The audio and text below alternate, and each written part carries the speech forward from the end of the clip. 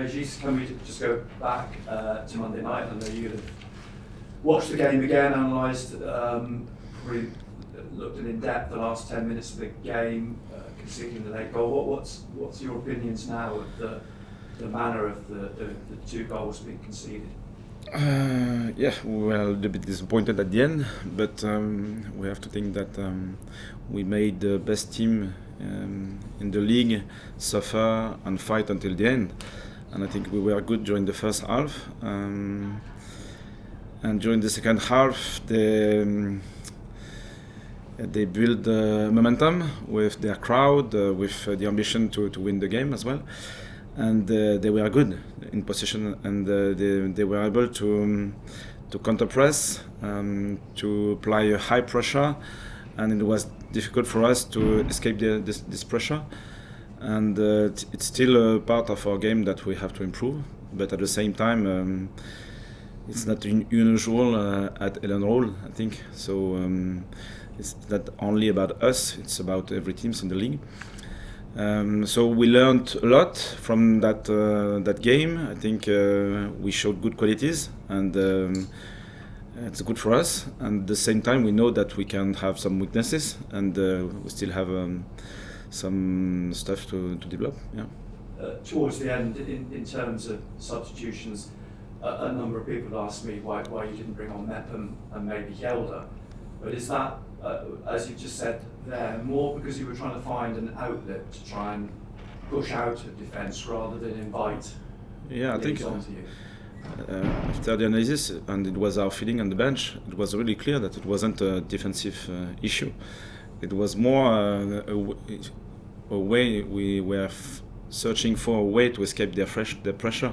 So you can just wait for until the last minute, but at the same time you can find a solution. And it wasn't a defensive problem because we were really good, and I think our back four was good. The way we defended in our defensive shape was really impressive.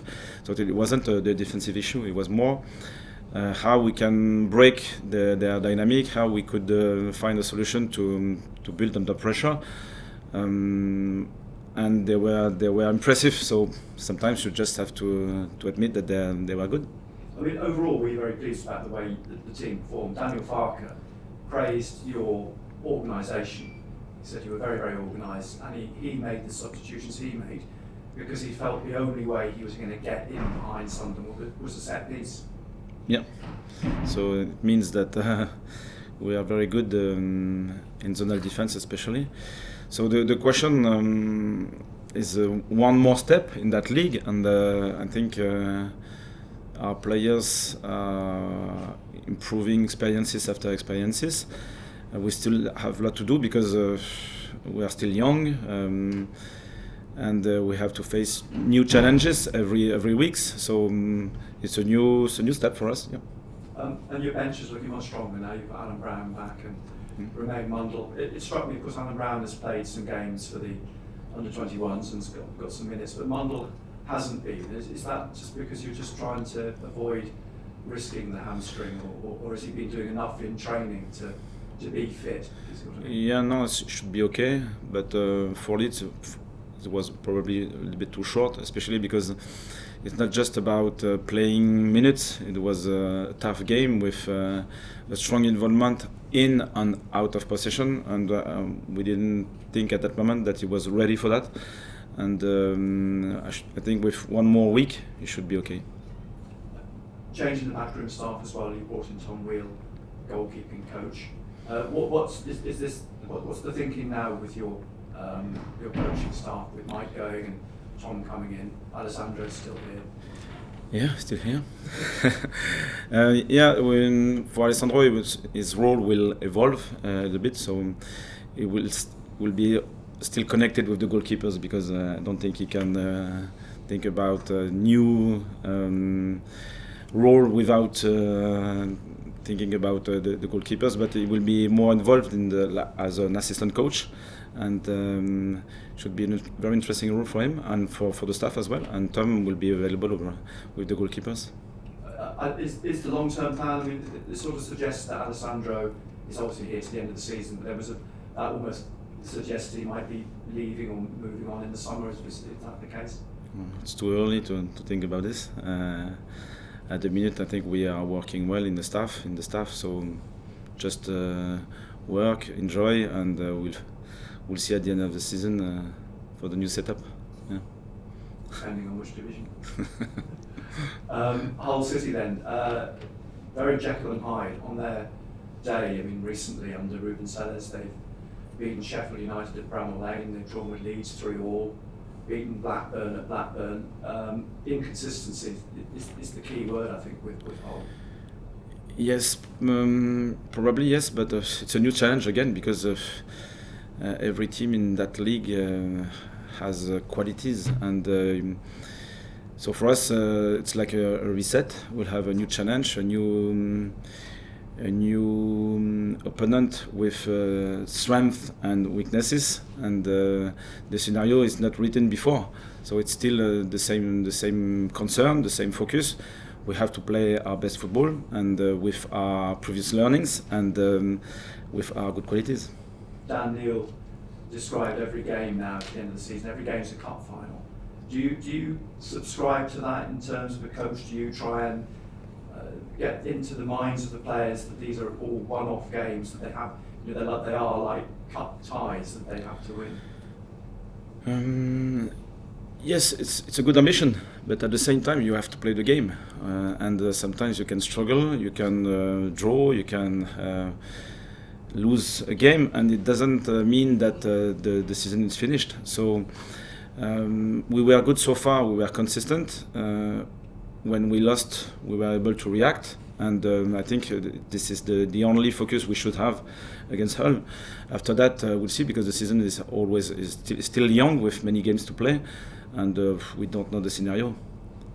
How conscious are you of the crowds, and how big a part can they have to play at the weekend? Because I understand it could be as many as 44,000 there on Saturday, and we saw Leeds on Monday night was bad. When Leeds fans got behind the team, it makes a huge difference. Yeah, their fans were impressive. Ours were good as well. So that question is still important, because it's like a shared ambition, and at the stadium of Light, I think we were good so far, and they helped the team often, even when it was difficult.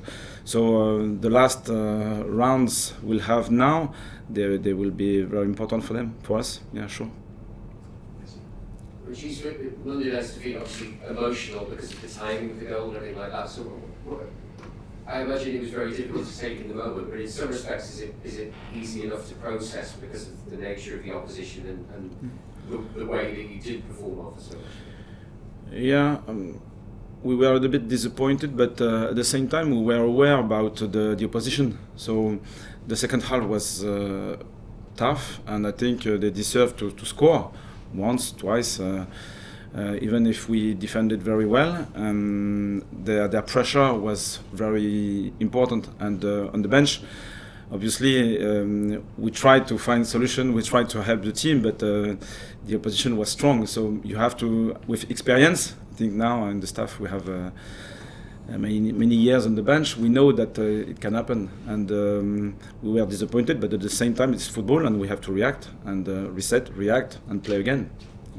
You said there's a long way to go. There is still quite a large percentage of the season still to go, and yet afterwards you'll see fans online saying, well, it's going to be the playoffs now.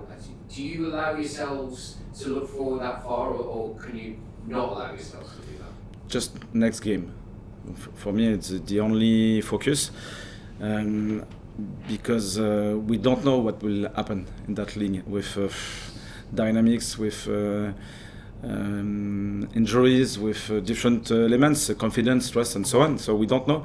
The only focus we should have is our game and the way we will play the next one, and after that we'll have another one, and so on. So, yeah. Of course, one of the things that won Leeds the game the other night was the options that they had on the bench. How much are you looking forward to having different options, better options back, possibly on your bench? I hope it will be the case now, because our bench is probably stronger than before. So it's good to refresh the team with new players, because the others played a lot of minutes and they need help and they need energy. So if we can manage a little bit more depth in our squad, it's better for us, sure. And just with Romain in particular, when you were saying a week, is it still a case that he needs to be treated carefully, isn't quite ready, or do you think he is now really ready?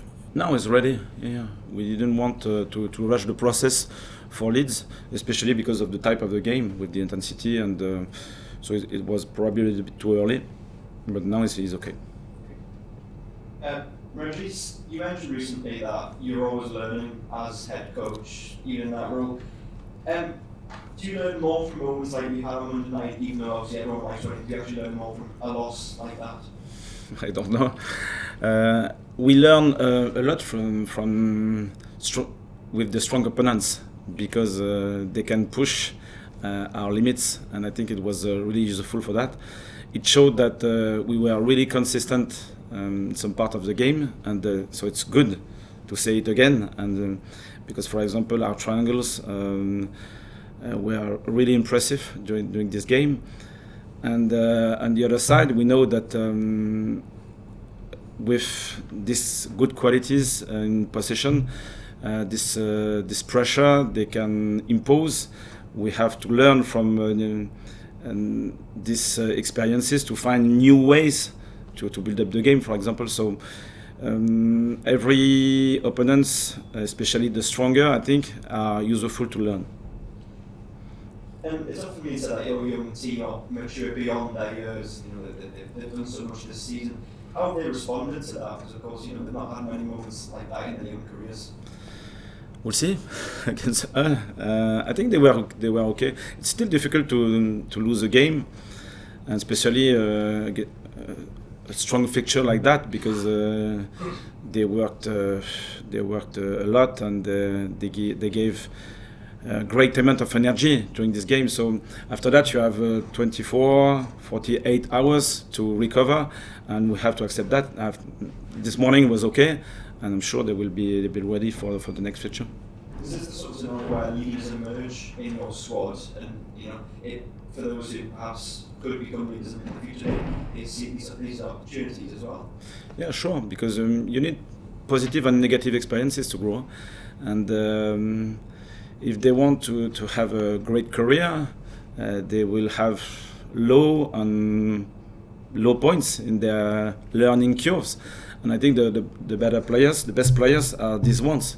They can suffer, they can fail, but at the same time they can learn very quickly and be back to their best level.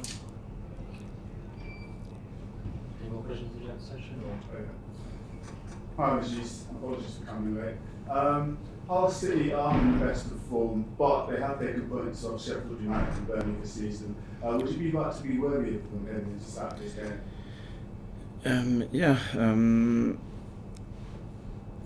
We have to respect everyone. It's always like that. So if we play like we played against Leeds, for example, we'll set the standards for the game, and I think it's the only focus we should have. Obviously we'll analyze their strengths, their weaknesses as well, to find maybe some details useful to win the game, but at the same time we have to focus on our football, and I think it's always the case, and this consistency, especially in that league with 46 games, is required. So another step, I should say. One of my colleagues asked about the main Mondle. Alan Brown has also played as come back from injury. He didn't play against Leeds on Monday. Is he likely to get any minutes in the next few games? Yeah, probably. Yeah, they are ready. Yeah. Thank you. Cheers. Thumbs up, guys.